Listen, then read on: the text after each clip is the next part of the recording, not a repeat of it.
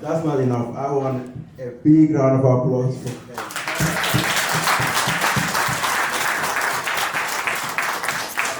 So now we are going to the questions and answers. I know he answered a lot of questions already, but if you have a question, just you can go for. I can use my voice here. Okay. Mr. Secretary General, my name is Omar Brahman, and I just want to take this opportunity to thank you very much for coming to Alaska. I mean, it's long overdue. I know you've been here before, and I've been advocating for someone like you to come here so we can hear your program. Last night, I had the opportunity to read your entire manifesto, the one you did in 2016 to 2021. I just have one question there. I'm trying to understand, in the political spectrum, are you right-wing, centrist, or leftist? But my second question is about the Constitution, and you've covered it extensively. I suspect with what is happening today, there is going to be a constitutional crisis in the country. It's so concerning. Just like you said, Chapter 4 in the Constitution, the 2020 draft, was deleted entirely. And that's a very important component of governing. So with that, and also some other aspects of the Constitution that were deleted, I suspect what the current government is trying to do is to keep the 1997 Constitution and eventually perpetuate themselves in power, right? So that being the case, that will trigger a constitutional crisis. So you as a lawyer, I want you to answer that for me. Well, okay. Thank you very much. Your first question is we are not extreme in any way. We are neither far right nor far left. We are moderate. Because certainly moderation, I believe, is the right approach to anything, because being extreme, either left or right, can lead to certain disastrous consequences. Now, on the issue of the constitutional crisis arising, I'm not sure really whether we could have really a constitutional crisis for the non-adoption of the 2020 draft, or for the non-adoption of any draft at all, because there would always be a constitution in place. Now that constitution, whether it allows or gives the incumbent an opportunity at self-perpetuation, depends on the Gambian people. After all, that constitution, which we call the Gambian constitution, was there when the 2016 elections were held. And under that constitution, Gambia was defeated. So why can't we defeat the current regime, which I believe has reneged on all its promises? When the leader of the government goes on in no uncertain terms, when you are campaigning, tell the people whatever you want to tell them. And when you get into office, and you just forget it. But whether that is the kind of a leader that you really want to trust and allow him to be in office again.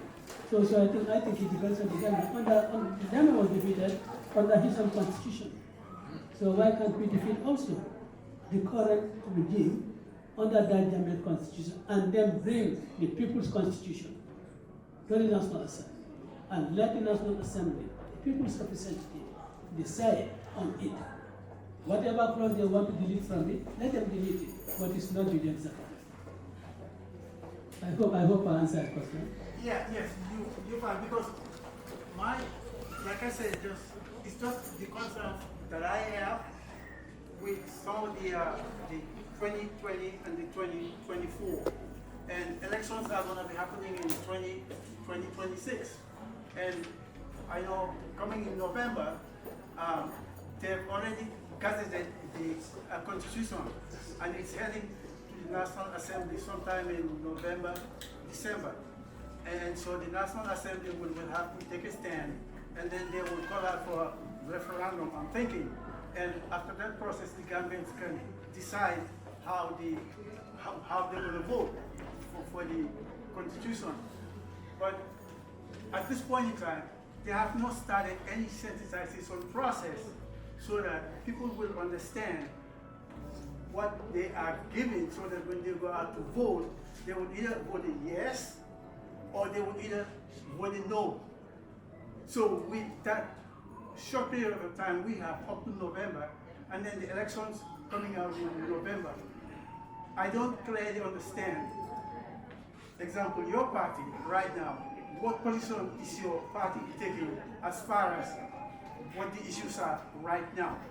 And secondly, with the present draft, the 2024 draft, when it goes out to the people, if people reject it, what happens? We revert back to the 1997 Constitution, where there is no term limits. And in your manifesto, it clearly stated that term limits of 5 years. So reverting back to the 1977 Constitution takes us nowhere.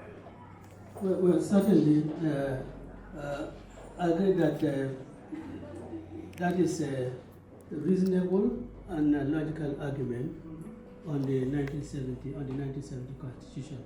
Well, I'm not even so. Even if the 2024 draft, even if it passes the National Assembly, I'm not even sure whether it can go in for referendum in December, because the time, it has to probably go to the first quarter of 2025. Sensitization on the Constitution, yet there is no such sensitization by government, but then there is sensitization by the government on the clauses that they have decided to remove. I mean, that is being explained. The minister, if you look in the papers, in the government papers, you will see the minister saying, Justice saying, the reason why the provision on education has been deleted, the reason why the provision on integrity, the whole chapter, why is that? So to that extent, they are sensitizing the people or trying to convince the people that they have good reason why those clauses have been changed or have been deleted, or some clauses have been brought in, which were not there. So they are doing that. But then the other side too, I also tell the Gambian people how bad this 2024 draft is. You have radio programs on them. So they are trying to convince Gambian people that the 2024 draft is the best draft. And some of us are convincing the Gambian people that the 2020 draft is the right draft, and that is what must be taken to the National Assembly for the National Assembly to really deliberate on. And of course, if neither of them sees the light of the day, yes, we'll be bound again by the 1970 Constitution, but as I said, then it is for the Gambian people now to really take a decision whether they want to continue for the current regime to be in charge of the affairs of the state, or they really want to have a new government. So for the Gambian people to decide that. And of course, and then let me just take this opportunity to say this, that yes, we've been talking since 2016, or before 2016, we've been talking of system change. That you shouldn't have, it's not enough to, or there should not be just change of guard. But I have not seen any system that has changed itself. I have not seen any system that has changed itself. It is people who change the system. So you must change the people and put the right people there. To be quite frank, if you read the Constitution, the provisions of the Constitution on the Independent Electoral Commission, they are very, very good provisions. You will find similar provisions in the Constitution of Ghana, in Nigeria, in East Africa. But then it's probably the people who are put in charge that have not been doing their work. So, and then they draw the system into dispute. The ombudsman, all these institutions. You talk of the independence of the independence of the judiciary. You talk of the independence of the auditor general. All these are in the 1970 Constitution. But then, those who have been put in charge of the affairs of the country are not really abiding by those rules, and so you see those institutions are not functioning in accordance with the law. So then you turn around and say that there must be a system change. But you have to bring in the right people to really change the system. One final thing, just please, one final thing. Now, do you believe today, is there any chance with the different political parties that we have in the country, if you guys don't come together, is there a chance that Barrow can win the elections? I mean, forming a coalition just like what happened in 2016, when some of the political parties in the country decided to form a coalition and then successfully defeated Gambia. Do you see a scenario happening these elections in 2026? Well, it's certainly possible, and it's certainly thinking of many people.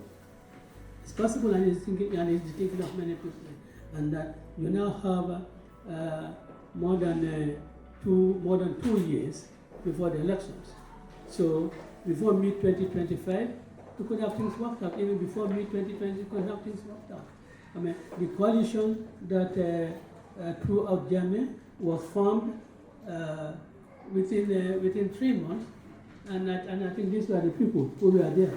Within 3 months, they formed it, and then Gambia was voted out. I mean, because already people were disenchanted with Gambia, and right now, honestly, people are disenchanted with the Barrow administration. They want to see their back out. So there's every opportunity and every chance that it'll be out, and I'm sure people or political parties might likely come together and form a coalition. If that is not done, we may have political parties endorsing candidates of other political parties, and then so, yeah, we may have that. Yeah. Thank you very much for your time. Who else has a question? Question, anybody? Yeah. Okay. So, Mr. Darboe, we talk about corruption all the time, and I know that's a burning question in everybody's mind. And almost every government that comes in talks about how they're going to fight corruption, what they're going to do with corruption. So, I'd just like to give us a 10,000-foot view of what you think the UDP would do if they're elected in power today to curb corruption.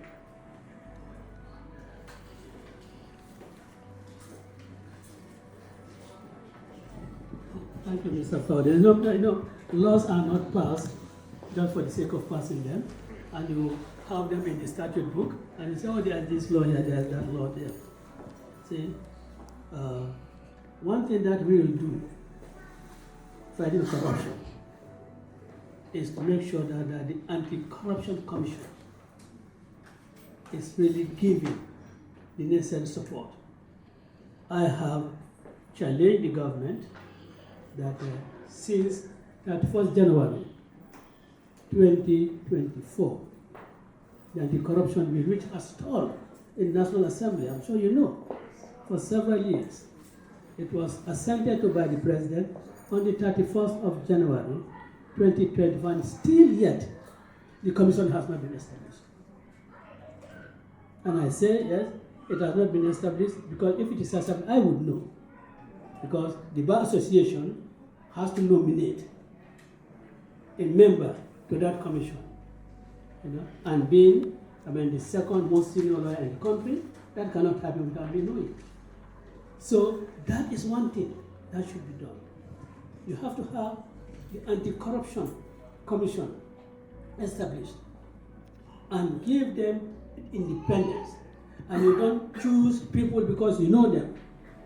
You choose people because of their integrity. That's why I'm at least happy that you having people, at least representation.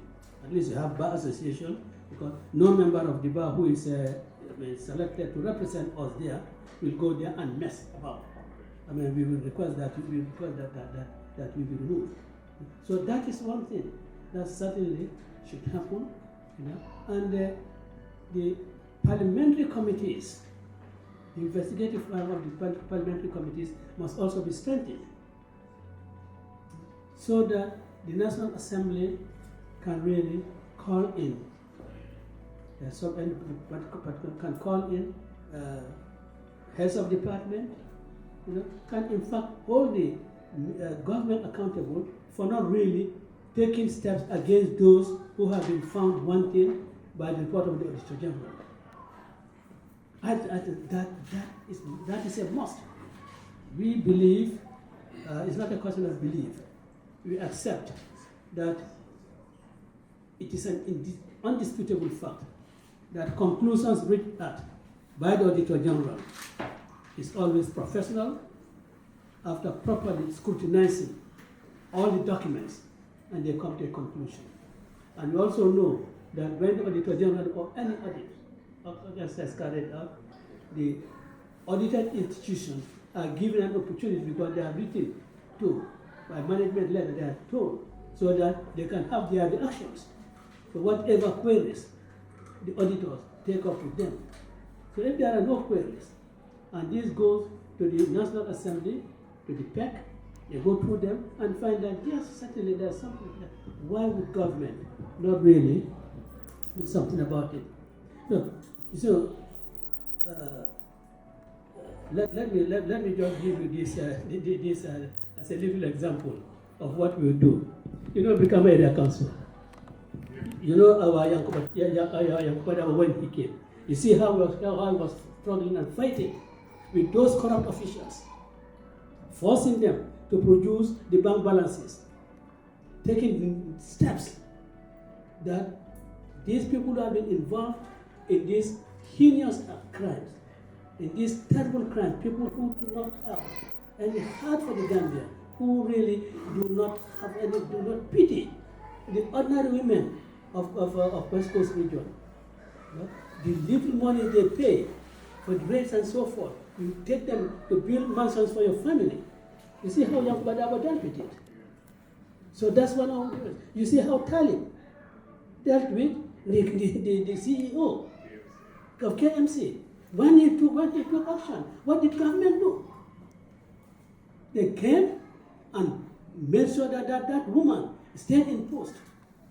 And when her office was out, they break the door.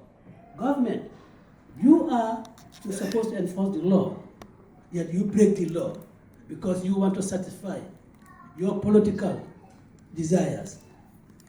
So this, I'm showing that these are ways, you know, that, to show that, you know, UDP, we are not compromising on this of corruption.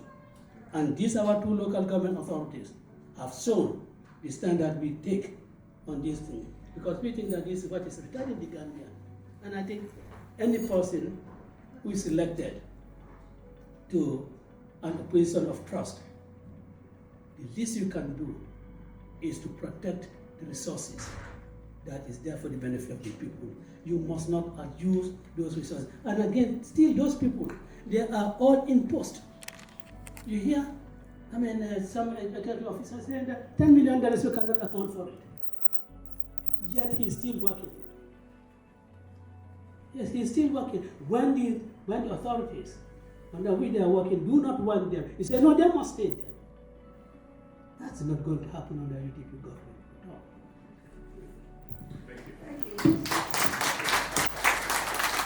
Thank you. We have questions.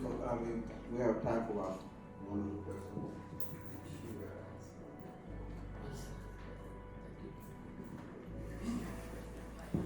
I don't like your question.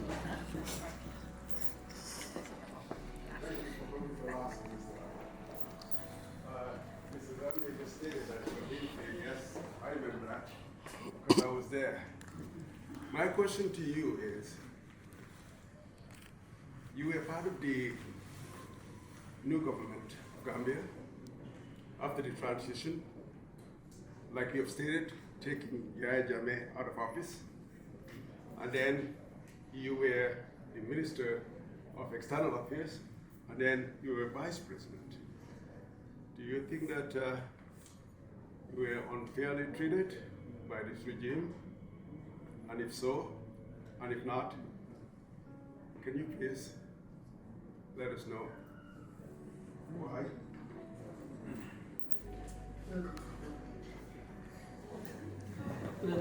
Thank you. You know, whether I've been fairly treated or not, I like the Gambian people to be judges of that. You know, we lawyers, we say, nemo judex in sua causam. No man is a judge in his own cause. So I don't want to really give the verdict about that, whether I've been fairly treated or not. One thing I know is that as a foreign minister, I tried to really take the Gambia to the laundry to clean it. And I hope, I think maybe I did a little bit on that. Brought the Gambia back into the fold of the Committee of Nations, and of course try also to foster greater relationships with our neighbors. You know, I can say I did that, and certainly as Vice President I was more of an assistant to the President, and I believe that probably I did what was within my remit.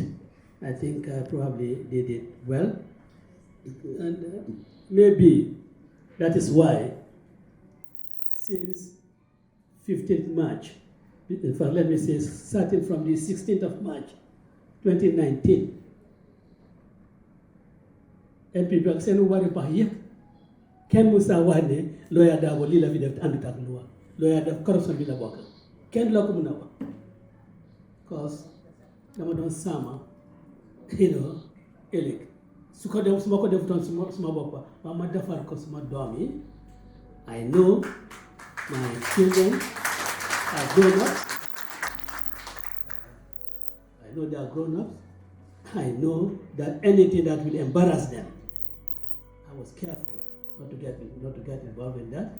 I was making sure that somebody like her doesn't say, swim down middle, the daddy definitely nyauna. So I was careful of that. So I'm saying that, you know, whatever said, let people, Gambian people should judge that. So try to do what we try to do for us, what should be done for the country.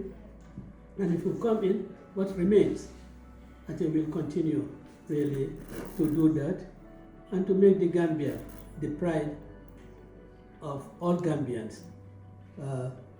We may not have the wisdom of Karaba Jawara, but we try to learn from him, at least when it comes to international relations, when it comes to respect for the rule of law, and certainly from when I left government, even when I was in government, I have always been on the side of the rule of law. I have been on the side of defending the law. I have always been on the side of making sure that what is illegal is combated, and we want to continue to do that for the Gambian people. We can only take one more question from the women. If you guys have a question, please. One more question. We're running out of time. I know everybody got a question. I have a question, maybe 5 of them, but we can't do it all. So, women. Yeah, Anna again. I'm going to question.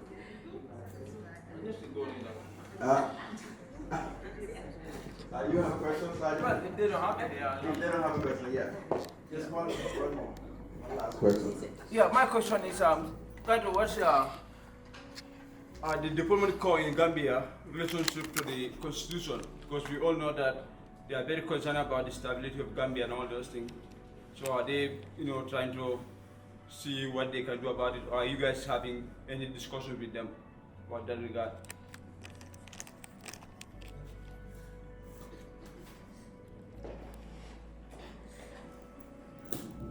Well, UDP has stated its position to the diplomatic community or representatives of diplomatic missions whenever the opportunity arises. But what is the position of the diplomatic community, I cannot really say. And you know what diplomats are? I mean, they will, in the public, they will praise things. But when they are really face the authorities, they tell them the stark realities. So I do not know what they have been telling the Minister of Foreign Affairs or the President on this new constitution. But then, of course, they always say that Gambia needs a new constitution. Whether it is the 2024 or the 2020, diplomats will always leave that to the Gambian people to decide. They will never say that this is the constitution we prefer, at least in public. They will never say so. You know, they can, if they have trust in you, they can tell you their true opinion about any particular issue, because these things are political, and they do not want to get in a situation, they would want to get in a situation that would be an embarrassment to their home government.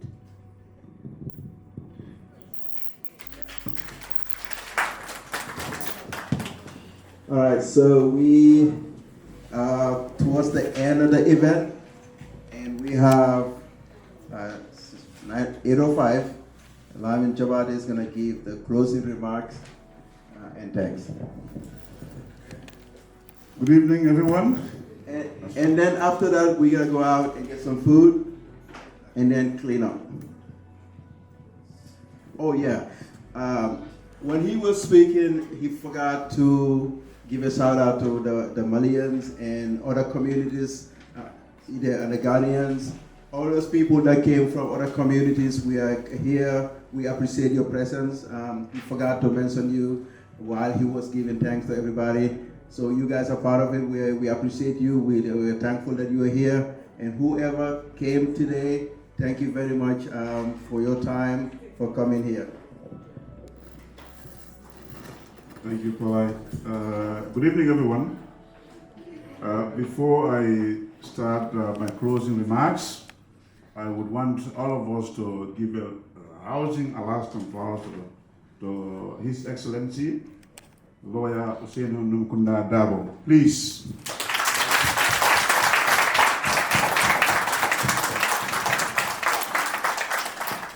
And secondly, also, before we close, I would like to recognize our elder, one of the founding members, as the lawyer have said, of the United Democratic Party, Alhaji Sehu Job Kante.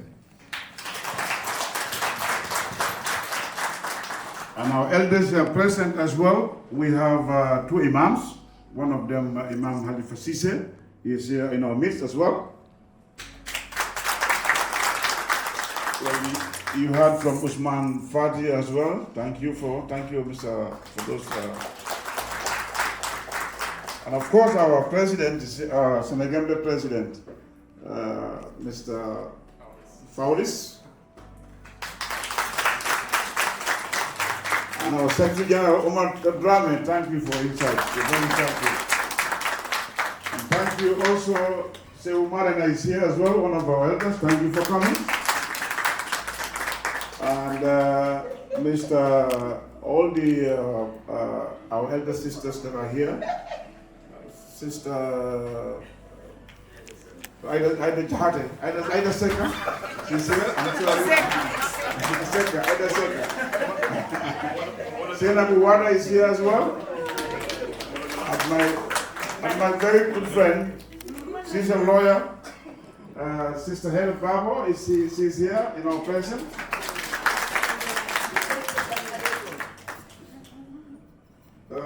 To the former Vice President of the Gambia, Secretary General, and leader of the United Democratic Party, with by all fair indication, the undeniable biggest political party in the Gambia, Your Excellency, Lawyer Darboe, members of the Senegambian community, fellow Alaskans, it is my great privilege and honor this evening to deliver the closing remarks at this historic event.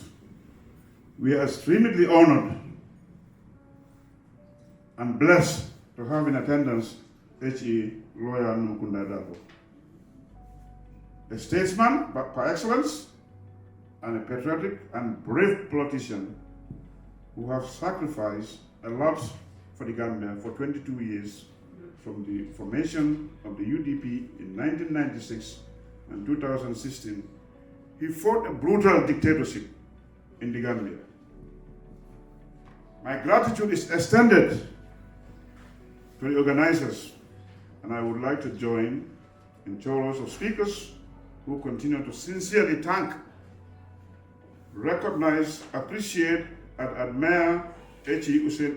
Alhaji Ousainou Darboe and his party and the UDP for the extreme sacrifice they have collectively endured for the 22 years of dictatorship that was accentuated by brutal murders, savage tortures, enforced disappearance, exile of Gambians in droves, illegal arrest and detention, and rampant corruption.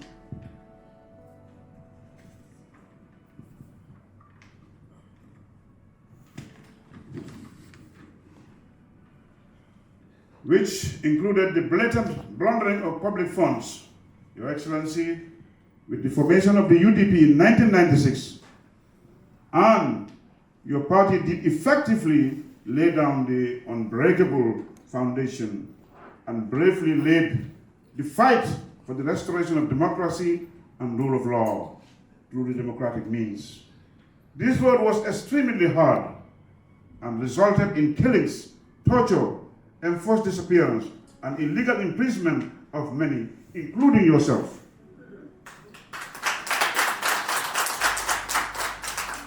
And your top party leaders.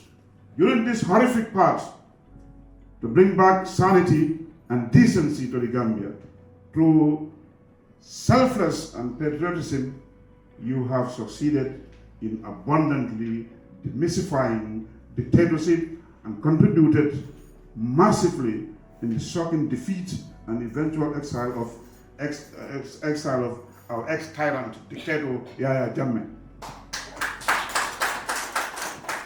It is my conviction that the Gambia owe you and the entirety of UDP members an abundance of gratitude and admiration for your sacrifice and delivered the Gambia from the jaws of dictatorship.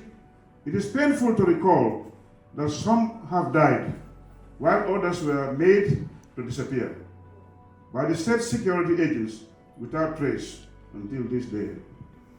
And the majority suffered the most inhuman brutality during this very difficult period in the Gambia political history. In conclusion, I would like to thank you personally and most profusely for your huge sacrifice for the love of the Gambia, and express my appreciation for your continuous unwavering commitment to bring about a better Gambia in the post-dictatorship period. This is the Gambia that most citizens yearn for in 2016, but unfortunately has yet not come to fruition due to greed, corruption, incompetence, lack of leadership in the current NPP APRC government. It is our sincere hope that lawyer Ousainou Darboe will continue to fight and bring an end to the current corruption, to the current corrupt regime, as well, ushering the great and just democratic Gambia that we have dreamed of. And thank you very much for coming. And Your Excellency again, thank you very much. Welcome to Alaska. This concludes our evening. Let's have a nice dinner, build up energy more. And thank you. Round of applause again, please. One more time. We Darboe. Okay, so guys, So we want our guests, because the women want to invite our guests to go see the food.